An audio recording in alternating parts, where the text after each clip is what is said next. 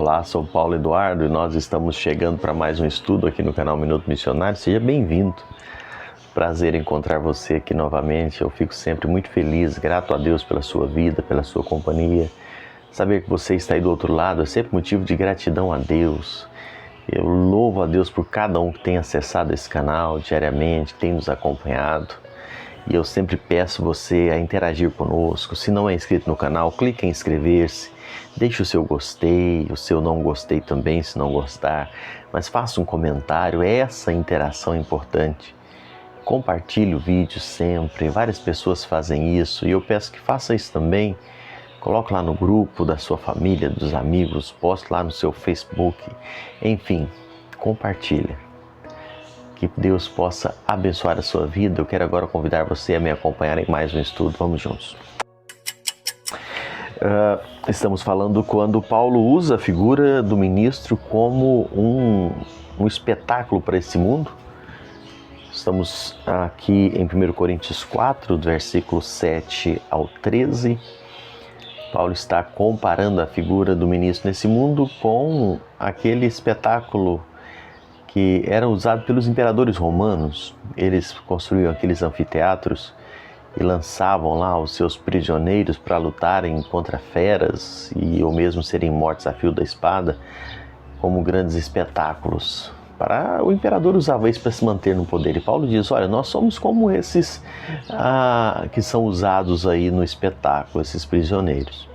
Ele vai fazendo algumas metáforas, não é, para explicar o seu pensamento. Paulo diz que nós somos como reis e escravos, já analisamos aqui, e hoje nós vamos pensar um pouquinho quando Paulo fala no verso 10 que nós somos como loucos, nós somos como sábios e loucos.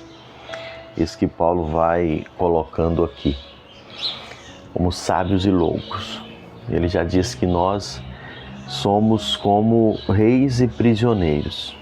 E ele vai trazendo assim, o apóstolo diz, nós somos loucos por causa de Cristo, e vós sábios em Cristo. A igreja de Corinto estava com um problemão, né? Você deve ter estudado isso aqui comigo. Eles viviam se achando, né? Eles achavam sábios demais e achavam que não precisavam de mais nada, que estavam tudo certo. Criticavam os outros, né? E tomavam partido, dizendo, eu sou de Paulo, de Apolo, de Pedro, enfim. E Paulo está dizendo, olha, vocês são sábios demais, nós somos loucos em Cristo. Paulo usa uma linguagem de ironia, pois todos o consideravam loucos pelo fato de Paulo ter deixado o judaísmo e o rabinado, não é? Paulo deixou uma carreira promissora de reconhecimento, uma carreira que lhe traria grandes vantagens, muito dinheiro, muita projeção. Paulo deixou tudo isso para se tornar um andarilho, um itinerante, um missionário. Não tinha morada certa, passava fome, sentia frio, era açoitado, sentenciado, preso. Todos olhavam para Paulo e diziam, você é louco, Paulo. Você tem condições de viver uma vida muito melhor, com muito mais fama, dinheiro. Vai largando isso por Cristo, isso é loucura. Isso é uma realidade que muitos ministros enfrentam, né?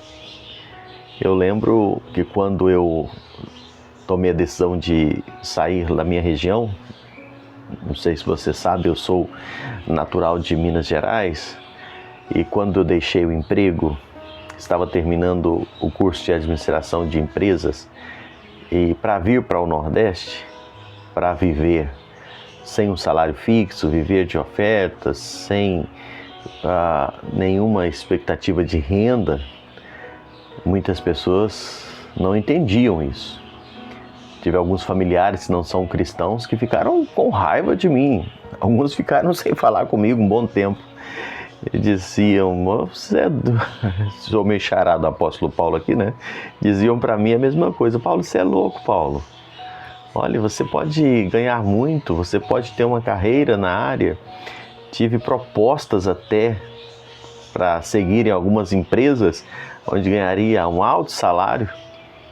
Mas deixei tudo para vir para o Nordeste para viver sem renda, apenas de ofertas, sem saber o que iria acontecer, mas confiado em Deus, descansando no Senhor, sabendo que era isso que Deus queria de mim.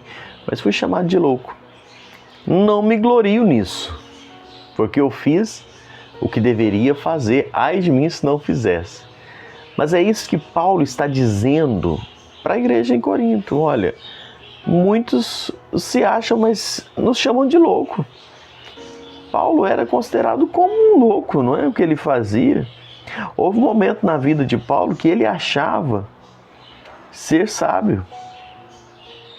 Ele achava que tinha no que se gloriar antes de tomar essa decisão, e ele fala sobre isso em Filipenses capítulo 4, Filipenses 3, versículos 4 a 8. Mas depois Paulo considerou todas essas glórias do seu passado. Paulo usa a expressão que considerou tudo aquilo como esterco. Tudo aquilo que ele achava que ele podia se gloriar com aquilo, como nada, como lixo. Por causa, em Filipenses 3,8 ele fala, por causa da sublimidade do conhecimento de Cristo.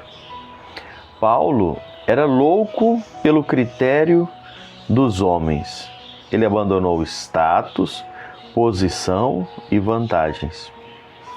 Contudo, na verdade, os coríntios que se consideravam sábios aos seus próprios olhos, eram todos tolos aos olhos de Deus. Pessoa que se acha muito sábio aos seus olhos, pessoa que se acha que sabe muito, que conhece muito, que despreza até os outros porque se acha conhecedor, ele é tolo. Ele é tolo. Eu já vi muitos pregadores até que se acham muito. Pregadores que não têm paciência de ouvir outros, porque dizem, não, ninguém sabe pregar, ninguém sabe ensinar como eu. Isso é tolice. Paulo diz assim, aqui no capítulo 3, versículos 18 e 19, em 1 Coríntios, ele diz, ninguém se engane a si mesmo. Se alguém dentre vós se tem por sábio neste século, faça-se estulto para se tornar sábio, porque a sabedoria deste mundo é loucura diante de Deus. Paulo deixa muito claro aqui, o caminho para se tornar espiritualmente sábio é tornar-se tolo aos olhos do mundo. É tornar-se tolo aos olhos deste mundo que não entende, esse mundo que está cego espiritualmente. Tem uma frase muito conhecida de Jim Elliot. Ele diz assim, não é tolo aquele que dá o que não pode reter para ganhar o que não pode perder. Isso resume bem tudo que nós estamos falando aqui. Houve um momento em que Paulo confiou na sua força, mas depois que Cristo salvou, ele passou a gloriar-se apenas na sua fraqueza. Paulo volta a falar isso lá em 2 Coríntios, no capítulo 12, dos versículos 7 a 10. Confiar somente no Senhor. Saber que o importante é ser sábio aos olhos de Deus, mesmo que o mundo te chame de louco. Terrível coisa é ficar igual aquele homem da parábola que Jesus contou, que aos olhos do mundo ele tinha um armazém cheio, um depósito cheio. E alguém dizia, olha, aquele ali foi esperto, soube plantar, produziu e guardou. Mas Deus olhou para ele e disse, você é louco. Que o mundo possa nos chamar de louco, mas que Deus nos olhe e nos chame de sábio. Que Deus te abençoe. Obrigado por me acompanhar em mais um estudo e até o próximo encontro, se assim o Senhor nos permitir.